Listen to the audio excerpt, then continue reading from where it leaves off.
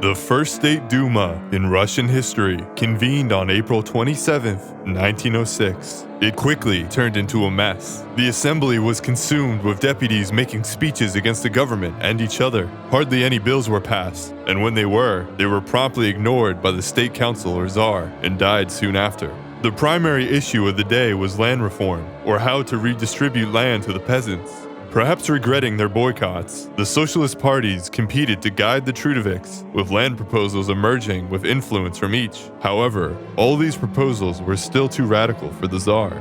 Becoming fed up with this experiment in democracy, the Tsar issued an imperial decree declaring the Duma dissolved on July 8th, only 72 days into its 5-year term.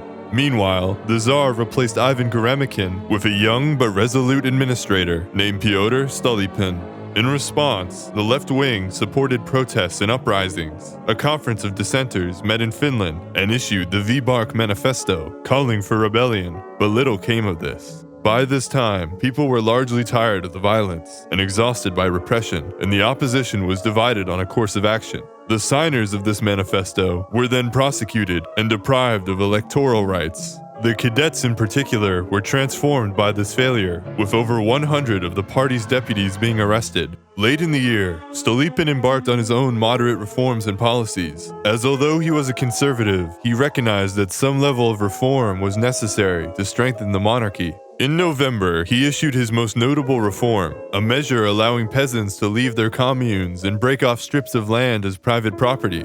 Any goodwill Stolypin would have gained was also overshadowed by increased repression, with court-martials rising and civil liberties in some regions being practically annulled. The targeting of moderates along with revolutionaries only made the government look more reactionary, and by the prime minister acting unilaterally, even the conservative members of the Duma were aggravated.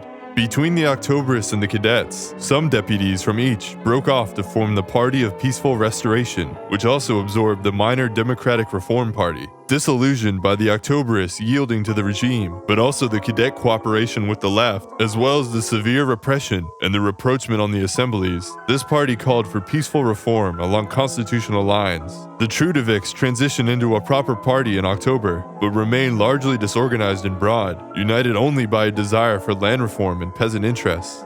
All the socialist parties likewise had their own proposals for land reform and decided to participate in the elections. Finally, there was the Social Democrats. Just as the first elections were ending, in April 1906, a fourth party congress was held in Stockholm, which roughly reunited the various factions. Holding a majority, the Mensheviks dominated the congress. The Social Democrats now agreed to use the Duma and the conflict between it and the government to radicalize and push the population toward revolution. Initially against this, Lenin came around in August, seeing the Duma as a means of spreading propaganda and undermining the more popular cadets to the masses, especially as the revolution was now waning. Despite the tentative union, once again the factions fought against each other practically as much as they did other parties. During the campaign, the government attempted more bluntly to influence proceedings in favor of the right.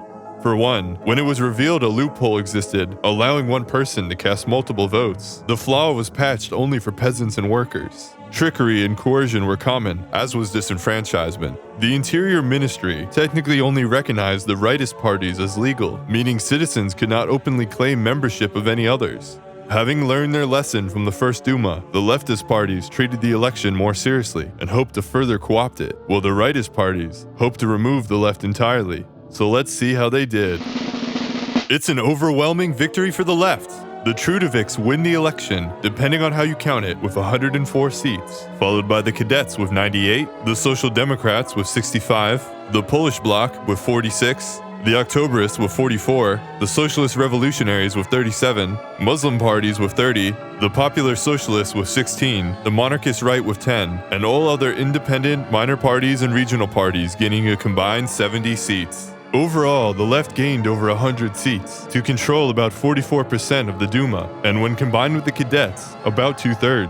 Rather than make the Duma more amicable to the government, the Second Duma was even more radical. Since none of the leftist parties wanted to elect one of their own, they backed moderate cadet Fyodor Golovin, who was elected chairman of the Duma. After negotiations, 2 Trudoviks were elected vice chairman, and a cadet was elected head secretary. Pyotr Stolypin continued as prime minister.